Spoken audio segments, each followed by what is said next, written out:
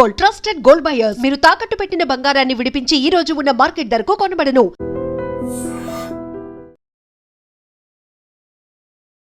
నమస్తే, welcome to I dream inside politics with Kavitha.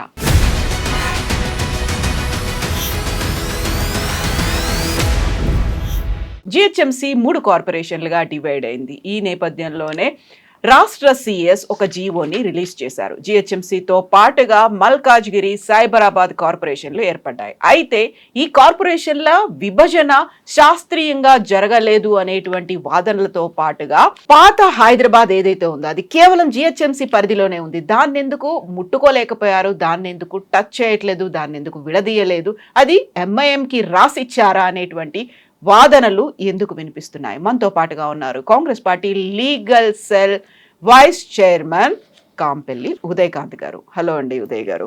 Good morning madam. ఎలా ఉన్నారు? బాగున్నాను. ఏంటి జిహెచ్ఎంసీ ఇప్పుడు సడన్ గా ఒక 3 డివిజన్లు అనేది ముందు నుంచి ఎక్స్పెక్ట్ చేస్తున్నప్పటికీ వస్తున్నటువంటి అనుమానాలు ఉన్నాయి చూడండి. ఏమంటారు మీరు? శాస్త్రీయంగా జరగలేదు, సడన్ గా తీసేసుకున్నారు డెసిషన్ అనే మాటని. ఫస్ట్ ఆఫ్ ఆల్ కంగ్రాచులేషన్స్ ఎందుకు టు ఆల్ హైదరాబాద్ సిటిజన్స్. కోటి మంది పాపులేషన్ వ్యాపించిపోయిన హైదరాబాద్ సిటీకి తెలంగాణ రాష్ట్రం గురించేమో కొట్లాడినారు, రాష్ట్రం విభజించబడాలని. తెలంగాణ రాష్ట్రం వచ్చిన తర్వాతనేమో జిల్లాలు విభజించబడాలని కొట్లాడినారు. అప్పుడు జరిగిన అభివృద్ధి ఇప్పుడేమో మీకు ఇబ్బందికరంగా మారుతూ ఉందా? ఇది అపోజిషన్ పార్టీ కుట్రనే కదా మేడం. ముమ్మాటికి ఎస్ అనుకోవచ్చు. జిహెచ్ఎంసీ ఎప్పుడైతే డీసెంట్రలైజేషన్ ఎప్పుడైతే జరుగుతుందో ఆర్టికల్ 243 చెప్తా ఉన్నది. Decentralisation is better for the good governance అన్నారు. What is your problem no? ప్రజలందరూ కూడా హర్షం వ్యక్తం చేస్తూ ఉన్నారు, హర్షిస్తూ ఉన్నారు, సంతోషాన్ని వాళ్ళు ఎక్స్ప్రెస్ చేసుకుంటా అంటే, సెలబ్రేట్ చేసుకుంటా అంటే ఇవాళ అపోజిషన్ వాళ్ళకి ఎందుకు అనలమంట? ఒకప్పుడు తెలంగాణ రాష్ట్రం కావాలన్నప్పుడు కొట్టాడినాము. చిన్న రాష్ట్రాలు ఉంటేనేమో బాగుంటుంది, మాకు కావాల్సిన నిధులు వస్తాయి, మేము అభివృద్ధి పదంలోకి రాష్ట్రం నడుస్తాయని చెప్పి అప్పుడు అనుకున్నాం. ఎప్పుడైతే రాష్ట్రం ఏర్పాటు చేసిన తర్వాత జిల్లాలు పెరగాలి, జిల్లాలు పెరిగితే గవర్నెన్స్ అందుబాటులో ఉంటుంది, యాక్సెసిబిలిటీ ఎక్కువ ఉంటుంది అని చెప్పేసి తెలంగాణ రాష్ట్రం వచ్చిన తర్వాత జిల్లాల గురించి కొట్లాడి జిల్లాలు వచ్చినాయి. ఈరోజు కాంగ్రెస్ పార్టీ అధికారంలోకి వచ్చి కాంగ్రెస్ పార్టీ ప్రభుత్వం ఒక తీసుకున్న నిర్ణయాన్ని ఎందుకు స్వాగతించలేకపోతున్నారు ప్రజలు అంటే అపోజిషన్ లీడర్స్? దీనికి సమాధానం ప్రజలు చెప్తారు కదా. సో ప్రాపర్గా శాస్త్రీయంగా జరగాల్సినటువంటి విభజన జరగలేదు. ఒక్కొక్క కార్పొరేషన్ ఒక డివిజన్కి సంబంధించి చూస్తే ఒక చోట జనాభా విపరీతంగా ఉంది, ఒక చోట చాలా తక్కువగా ఓటర్లు ఉన్నారు. అక్కడ ఎక్కడా కూడా ప్రాపర్ డివిజన్ జరగలేదు అనేదే కదా వాదన. సీ వన్ థింగ్, ఓటర్కు గవర్నెన్స్కు చాలా తేడా ఉంటుంది madam. So that is most important here. ఇప్పుడు ఓటర్స్ ఎక్కువ మంది ఉన్నారని చెప్పేసి అభివృద్ధిని మనం ఆపలేం కదా. జిహెచ్ఎంసీ విభజించిన తర్వాత ద మోర్ డివిజన్స్ వచ్చిన తర్వాత it has it own governance and అడ్మినిస్ట్రేషన్కు యాక్సెసిబిలిటీ ప్రజలకు ఉంటుంది కదా. అది ఇంపార్టెంట్ కదా. సో దాన్ని దృష్టిలో పెట్టుకోవాలి కదా, దాని గురించి ఆలోచించాలి కదా. సో ప్రజలు కూడా కోరుకున్నారా, యాక్సెప్ట్ చేస్తున్నారా, వెల్కమ్ చేశారా? సర్టన్లీ ఎస్ అని అనుకోవచ్చు. ఇప్పుడు మన జిహెచ్ఎంసీ లిమిట్స్ పెరుగుతున్నాయి. శ్రీవంతి మేడం 650 విస్తరణ సుమారు విస్తరణ ఉన్న ఈ యొక్క సిటీ లిమిట్స్ ఈరోజు సుమారుగా 2000 కిలోమీటర్ల స్క్వేర్ కిలోమీటర్స్ ఎక్స్పాండ్ అయింది. ఎక్స్పాండ్ అయినప్పుడు పబ్లిక్ ఏం కోరుకుంటారు? Access and the governance should be accessible to the public కదా. మనకు ఒక జిహెచ్ఎంసీ కమిషనరేట్, ఒక కమిషనర్ మనకు అందుబాటులో ఒక 10 కిలోమీటర్లు 20 కిలోమీటర్ రేడియస్లో ఉంటే మంచిగా ఉంటుందా? 40 కిలోమీటర్లు 30 కిలోమీటర్ రేడియస్లో ఉంటే మంచిగా ఉంటుందా? ఏ జిహెచ్ఎంసీ లిమిట్స్కి ఆ సెపరేట్ ఫండ్స్ అలొకేట్ అయితే అది బాగుంటుందా? ఒక జిహెచ్ఎంసీ లిమిట్కి మెజారిటీ ఫండ్స్ ఒకవేళ అలొకేట్ అయితే అది బాగుంటుందా? అభివృద్ధి ఎక్కడ జరుగుతుంది మేడం చెప్పండి. So when we are access to the public, governance అన్నది ఏదైతే ఉన్నదో డీసెంట్రలైజేషన్ చేసినప్పుడు పబ్లిక్ ఆ గవర్నెన్స్ ఈజీ యాక్సెస్ ఉన్నప్పుడు దెన్ ద డెవలప్మెంట్ స్కోప్ ఎక్కువ ఉంటుందా తక్కువ ఉంటుందా? అదెందుకు ఆలోచించలేరు? అంటే కాంగ్రెస్ పార్టీ తీసుకున్న నిర్ణయం కాబట్టి బురద జల్లే వ్యవహారము రాజకీయ పార్టీలు చేస్తారు. వాళ్ళ ఊబిలో పడి ప్రజలు మిస్అండర్స్టాండింగ్ మిస్పర్సెప్షన్లోకి పోవద్దు. సింపుల్ ఎగ్జాంపుల్ చెప్తున్నాను మేడం. ఎప్పుడైతే ఎవరికైతే అపోజిషన్ లీడర్స్ ఈరోజు మాట్లాడుకొస్తున్నారో వారికి ఒకటే ప్రశ్న మీరు వేయండి. తెలంగాణ రాష్ట్రాన్ని మనం ఎందుకు ఏర్పాటు చేసుకున్నాము? తెలంగాణ రాష్ట్రం ఏర్పాటు అయిన తర్వాత మన జిల్లాలు ఎందుకు విభజించుకున్నాము? మరి ఆ రోజు తెలంగాణ రాష్ట్రము సపరేట్ అయినప్పుడు రాష్ట్రానికి ఏదైతే మేలు జరుగుతుందని చెప్పి మీరు వాదనలు చేసినారో, ప్రభుత్వాలు ఏర్పడ్డ తర్వాత, తెలంగాణ రాష్ట్రం ప్రభుత్వం వచ్చిన తర్వాత కలెక్టరేట్లు కానీ లేదంటే కనుక కమిషనరేట్లు కానీ అన్నీ కూడా ప్రజలకు అందుబాటులో ఉండాలి అన్న ఒక ఉద్దేశంతో ఆనాటి ప్రభుత్వం తీసుకున్న నిర్ణయాలు ఏవైతున్నాయో అదే సిమిలర్ డిసిషన్ ఈరోజు రేవంత్ రెడ్డి గారు కాంగ్రెస్ పార్టీ తీసుకుంటే మీకెందుకు కలమంట? కాకపోతే ముందు నుంచి కూడా అక్కడ ప్రతిపక్షాలని కావచ్చు, ప్రజల్ని కావచ్చు కన్సిడర్ చెయ్యలేదు అనేది ఒక పునర్విభజన జరుగుతుంది, డీలిమిటేషన్స్ అవుతాయి, ఇవన్నీ అనుకున్నప్పటికీ కూడా 3 ముక్కలుగా చేస్తాము అనేది లేదు. ఆ తర్వాత ఎవరెవరు ఏ కార్పొరేషన్లోకి వెళ్తారు అనేది కూడా ప్రాపర్గా ముందు నుంచి చెప్పలేదు. అక్కడ వీళ్ళని అడ్రస్ చేయడం కావచ్చు, లేకుంటే అక్కడ ఉన్నటువంటి సమస్యలు కావచ్చు, వాళ్ళకు ఉన్నటువంటి డిమాండ్స్ కావచ్చు, వాటిని కన్సిడర్ చేయలేదు. దీనివల్ల ప్రజలకు ఎటువంటి నష్టం లేదు. ఎప్పుడైతే గవర్నెన్స్, అడ్మినిస్ట్రేషన్ ప్రాంప్ట్గా ఉండాల్సిన బాధ్యత, తీసుకోవాల్సిన బాధ్యత, ఉంచాల్సిన బాధ్యత ప్రభుత్వ అధికారుల మీద ఉంటుంది, ప్రభుత్వాలను నడిపించే ప్రభుత్వం మీద ఉంటుంది, రాజకీయ పార్టీల మీద ఉంటుంది, రూలింగ్ గవర్నమెంట్ మీద ఉంటుంది, అండ్ ముఖ్యమంత్రి నిర్ణయాన్ని మీద బట్టి ఉంటుంది. ఇవన్నీ ఆలోచించకుండానే చేసింది ప్రభుత్వం అని చెప్పేసి మీరు ఎట్లా అనుకుంటా ఉన్నారు? ఇప్పుడు వచ్చినటువంటి ఒక అపోజ్ ఏంటంటే, చేవెళ్ళ బీజేపీ ఎంపీ కొండ విశ్వేశ్వరరెడ్డి ఉన్నారు. ఒక 15-20 డేస్ బ్యాక్ ఆయన ఇంటర్వ్యూ నేను తీసుకున్నప్పుడు, చేవెళ్ళ ప్రజలు అంటే అక్కడ ఉన్న వాళ్ళు ట్యాక్సులు ఇవన్నీ కడుతున్నారు, వాళ్ళని తీసుకెళ్ళి మీరు ఆ ఓల్డ్ సిటీలో వాళ్ళతో ఎలా కలుపుతారు అనేటువంటి ఒక వాదన వచ్చింది. అక్కడ వాళ్ళు ట్యాక్సులు కట్టరు, లేకుంటే ప్రాబ్లమ్స్ అనేవి ఉంటాయి, వాళ్ళు మేము ఒకటేనా, ఒకే ఘాటను ఎలా కడతారు అనేటువంటి మాటలు. సో అవన్నీ కూడా వాళ్ళని కన్సిడర్ చేశారా లేదా? వాళ్ళకు కొన్ని అభ్యంతరాలు ఉంటాయి, లేదు వాళ్ళకంటూ కొన్ని డిమాండ్స్ అనేవి ఉంటాయి, వాళ్ళకి ఆ రిప్రజెంటేటివ్స్ కాబట్టి వాళ్ళని కన్సిడర్ చేయాల్సినటువంటి అవసరం ఉంటుంది. మీ క్వశ్చన్లో మీకు సమాధానం వచ్చేసింది.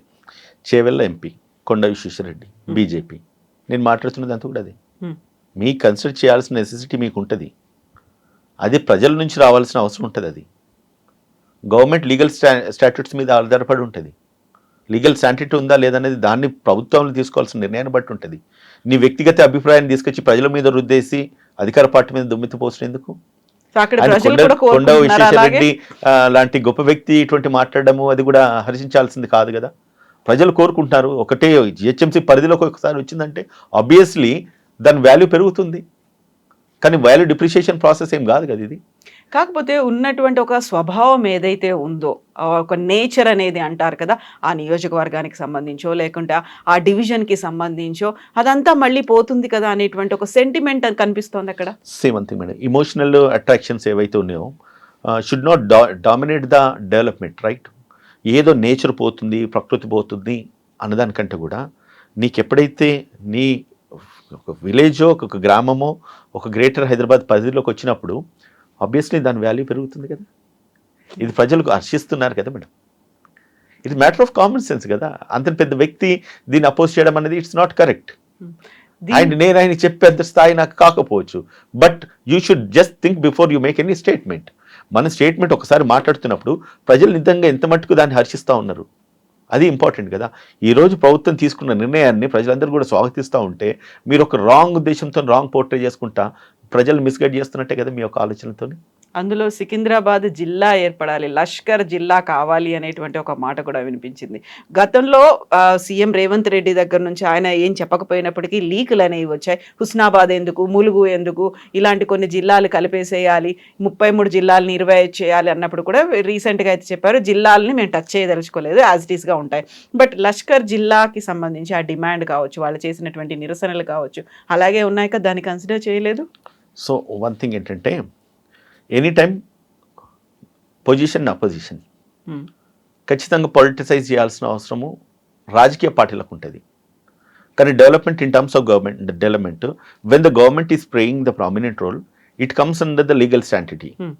అండ్ ఇంకోటి చెప్తున్నా ఏంటంటే, where there is a provision of developing the state with the concern particular constitution, and constitution రాజ్యాంగం itself is saying that మీకు అభివృద్ధి చెందాలంటే ఖచ్చితంగా మీరు విభజించుకొని చిన్న రాష్ట్రాలు అయితే కానీ లేకపోతే చిన్న ప్రాంతాలు అయితే కానీ దానికి ఎక్కువ నిధులు కేటాయించే అవకాశాలు ఉంటాయి, డెవలప్మెంట్ చేసుకోవడానికి స్కోప్ ఎక్కువ ఉంటుంది.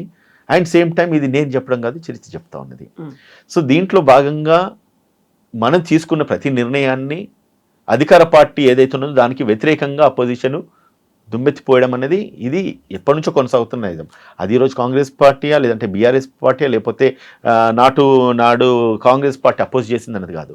నేను బీయింగ్ ఎ పొలిటీషియన్ కావచ్చు, బట్ ఒక అడ్వకేట్గా కూడా and welfare of the state is also important. కాబట్టి వెన్ ద డెవలప్మెంటల్ యాక్టివిటీస్ జరుగుతున్నప్పుడు రాజకీయ విమర్శలు హద్దు దాటి పరిధి దాటిపోయినప్పుడు ప్రజలు హర్షించరని చెప్పి మాత్రం నేను చెప్పగలుగుతా.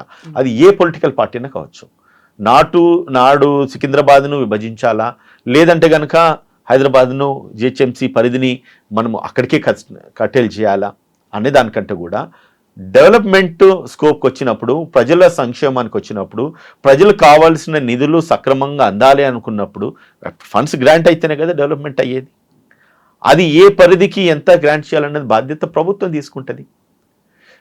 పొలిటికల్ వాట్ యు కాల్ అంటే రాంగ్ అంటే విమర్శలు, రాజకీయ విమర్శలు ఏవైతే ఉన్నాయో అది ప్రజల సంక్షేమాన్ని కానీ లేదా ప్రజల అభివృద్ధి కానీ దాన్ని కనుక మీరు దానికి వ్యతిరేకంగా మీరు మాట్లాడి అంటే మీ స్వలాభం గురించి అని చెప్పేసి ప్రజలకు వ్యతిరేకంగా మీరు తీసుకునే స్టేట్మెంట్స్, మీరు ఎత్తుకున్న స్లోగన్స్ ఏవైతున్నాయో ఇట్ విల్ డెఫినెట్లీ ఏదో ఒక రోజు ప్రజలకు గుర్తించినప్పుడు వాళ్ళ ముందు మనం బఫూన్స్ అయితే అనేది మాత్రం తెలియజేయాలి. ఇక్కడ నిన్నటికి జిహెచ్ఎంసీ పాలక మండలి అనేది పూర్తి అయిపోయింది, పదవీ కాలం కంప్లీట్ చేసుకుంది. ఈ రోజు మున్సిపాలిటీలు కార్పొరేషన్లకు ఎన్నికలు జరుగుతున్నాయి. ఈ రోజే జిహెచ్ఎంసీ విభజన అనేది వచ్చింది.